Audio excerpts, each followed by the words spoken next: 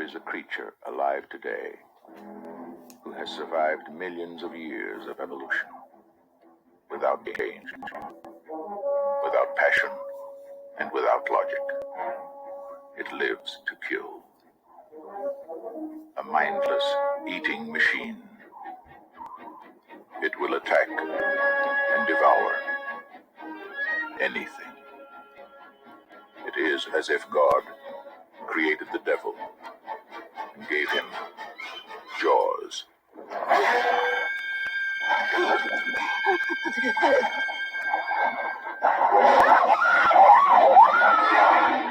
That's right. He gave him Jaws. Still my favorite movie trailer of all time. Of all time.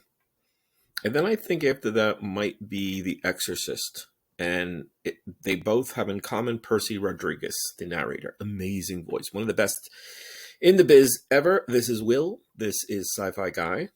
Welcome to a special beachy, summery, funny, and Memorial Day weekend podcast. A Sci-Fi Guy shark special here with Jaws. So many movies come in the summer, the beachy, the water. So many movies, right? Jaws, I think, has to be, for me, still number one in terms of a summer movie. Number one in terms of a lot of, things. But certainly Jaws is sort of my number one beach or summer movie. And I saw it as a kid. I was all of, 6 years old, 5, 6 years old. One of those things where I can't ever forget it. It was just so shocking.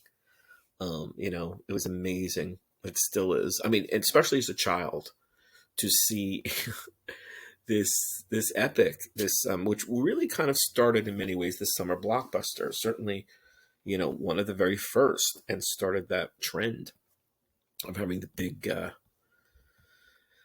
movies come into the summer. And actually, it was, I guess originally it wasn't supposed to be. I think it was supposed to be a Christmas movie. I'm going to get to some trivia later. But I think it was supposed to be a holiday Christmas film, but it became a summer movie, and one of the best and one of the biggest. But here we are talking about Jaws, and we're talking about New Jersey, my hometown, birthplace and state in New Jersey.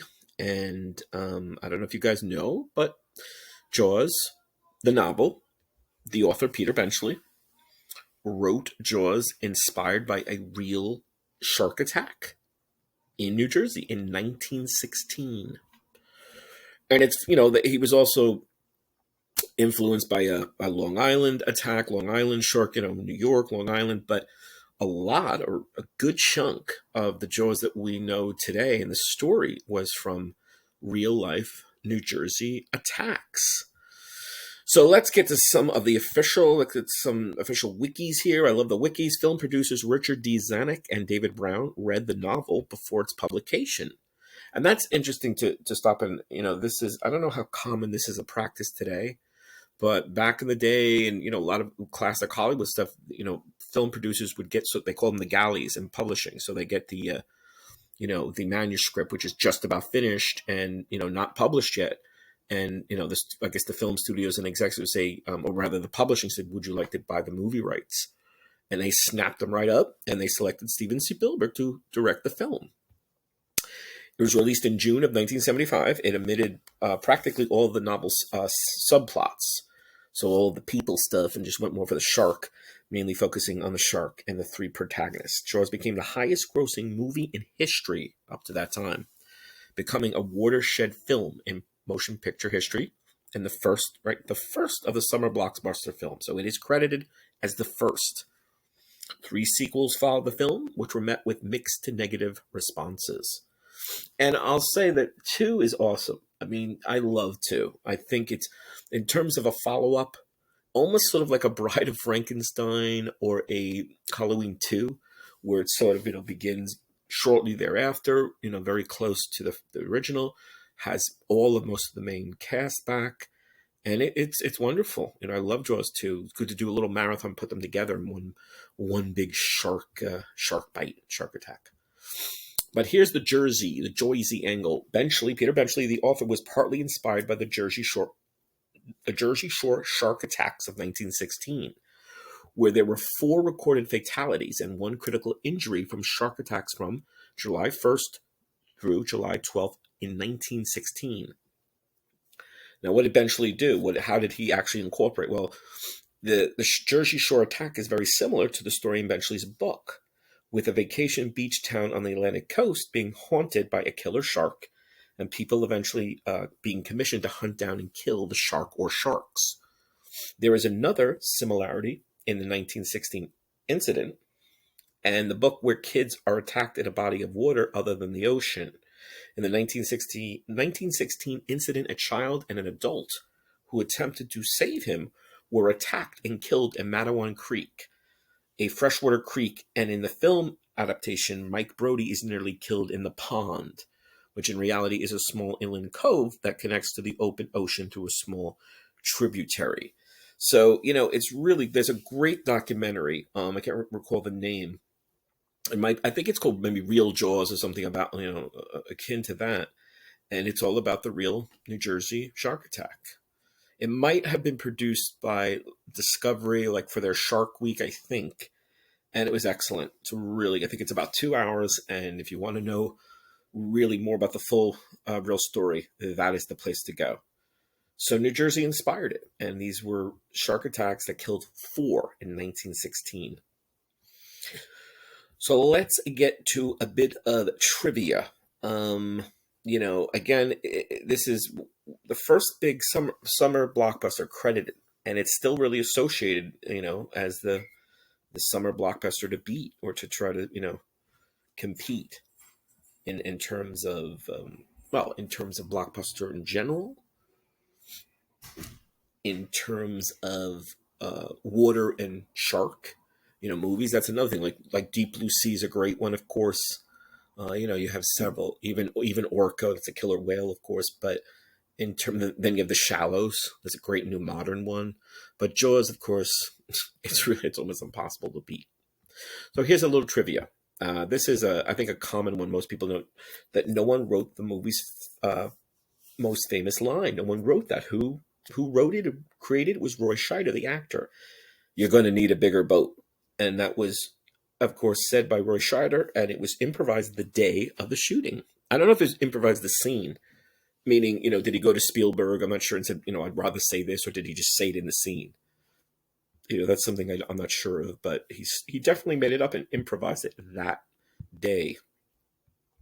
And this comes from the AARP.org, Movies for Grown-Ups, 20 Things You Didn't Know About Jaws. Okay, it was not supposed to come out in summer. It was supposed to be a Christmas movie. Originally planned for 1974 Christmas release. And then they had delays, a lot of shooting delays because of course, the shark, mechanical shark. Way before CGI and the digital, they had to use a robotic shark. Okay, the iconic poster wasn't created for the film. The image of a girl swimming across the top of the water while a massive great white surges toward her was actually purloined from an illustration by artist Roger Castell for the novel's paperback edition. So they kind of rejiggered and retweaked and tweaked that. And of course, Robert Shaw, Roy Scheider, and Richard Dreyfuss. The trio, the Sharky trio. Okay, the shark is surprisingly camera shy. The story's nemesis, a great white shark that attacks and terrorizes the fictional community of Amity, doesn't appear on screen until 1 hour and 21 minutes into the 2-hour movie. So we only get hints of it, people getting attacked, but never see it. The shark was named Bruce. Most Jaws fans already know that the 3 different versions of the 1.2-ton mechanically powered Predator created for the film were all nicknamed Bruce in honor of Spielberg's lawyer, Bruce Raymer. So, that was a nice little tribute to his lawyer. It says the crew was known to call the foe Caradon, the Caracarias, the Latin for, I guess, that type of shark for a great white. It says, and the huge and breakdown-prone rig that made it work was that son of a bitchin' bastard rig, because the crew were flustered and frustrated about it. Um, this is really interesting. I never heard of George Lucas got his head stuck in Bruce's mouth before filming on Martha Stewart. Martha Stewart. Martha Stewart and Martha's Vineyard. Apologies, Martha. Before filming began on Martha's Vineyard, Spielberg invited industry friends, including Martin Scorsese and George Lucas, to check out the mechanical shark. When Lucas playfully stuck his head in the shark's mouth, Milius and Spielberg grabbed the controls and clamped it shut. And it stuck, trapping the rising star director. After prying Lucas loose, the guys snuck out of the workshop afraid they'd broken the contraption. Whoa. That's so great. A real shark shown in the movie was caught and hung up on the dock, came all the way from Florida. So I guess they couldn't get anything locally. So it turns out the closest area where sharks big enough to pass might be catchable was all the way down in Florida. That is cool. This is really... Actor Robert Shaw was shot when he got to Martha's Vineyard, he was shot at. And it said him and his wife were renting a house. It says of their rental house, a few rifle bullets were shot through the front door. The bullets weren't meant for him, but the local thought the place was empty, and I guess he was just kind of shooting and joy shooting. The rifleman was later fined and released. Benchley is in the film. He worked as a reporter for the Washington Post before writing the novel that would become a massive bestseller. And the very summer Spielberg was filming the movie version, Benchley brought work history to his cameo as a TV reporter in the film's pivotal 4th of July weekend beach panic scene. Peter Benchley bonded with Spielberg and the company over booze and cards, while the author and the budding auteur had a little static at first over some comments Spielberg had made about Benchley's original screenplay for the film. The two quickly made up once they met and enjoyed cocktails and rounds of poker at the beach house the director was renting during the project. So that was nice. They kissed and made up with poker and booze. Steven Spielberg appears 2 times in the movie. No, Hitchcock who famously appears in There He Is cameos. The young director shows up and goes in 2 arcane and only audible places. 1, his voice crackles over the radio of Quint's boat, the Orca. And then 2, for a scene including a local band marching through town, famed composer John Williams was afraid to ask his professional orchestra to sound, amateur. So Spielberg had already professed his love of playing clarinet in his high school band to Williams, and that was just the amateur touch the soundtrack needed. He picked up the clarinet again, played a Sousa march with Williams' orchestra, and severally perfectly flawed bars made it into the final cut. A lot went into making the first shark attack terrifying. The actress in the beginning, that famous scene, Spielberg rigged underwater cables to literally drag actress Susan Brackline turbulently through the water. And she never knew when it was, the cables were going to start sort of dragging her down. So when she looks shocked, she pretty much is.